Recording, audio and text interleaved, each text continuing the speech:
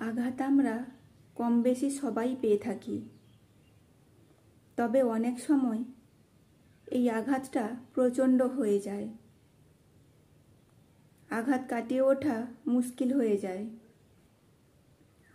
প্রচণ্ড কষ্টের মধ্যে থাকি, বেঁচে থাকার ইচ্ছেটাও চলে যায়। তখন কি করি আমরা? মাঝে মাঝে বন্ধু বান্ধবদের মাঝে গিয়ে বসি। তাদের সাথে যতক্ষণ গল্প করছি মনটা ভালো লাগছে, কিন্তু যখনই সেখান থেকে উঠে চলে আসছি পুনরায় সেই সমস্ত বিষয়গুলো মাথায় আসবে। আবার কখনো কখনো আমরা ফ্যামিলির মাঝে গিয়ে বসি, মা বাবা ভাই বোন এদের সাথে কিছুক্ষণ গল্প করি। কিছুক্ষণ হয়তো ভালো লাগবে, তবে কি বলতো, সবারই ব্যস্ততার জীবন, সবাইকেই কাজে ফিরতে হয়। কারোর কাছে তুমি সারাদিন তো বসে থাকতে পারবে না। যখন তুমি কারোর না কারোর মাঝে থাকছো তখন তুমি কিছুটা স্বস্তি ফিল করছো। আবার যখন একাকী হয়ে যাচ্ছ তখন সেই সমস্ত খারাপ চিন্তা আর সেই সমস্ত খারাপ বিষয়গুলো আবার মাথায় আসছে। এই পরিস্থিতিতে কি করব?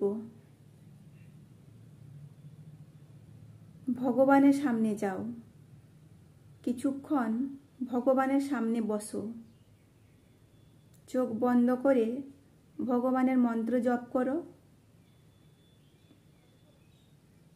যখনই দেখবে মাথায় সেই সমস্ত বিষয়গুলো আসছে তখনই তুমি ভগবানের সামনে চলে যাও। ভগবান কিন্তু সব সময় বসে থাকেন। সবাই যে যার কাজে ফিরলেও উনি কিন্তু থাকেন তোমার কষ্ট শেয়ার করার জন্য।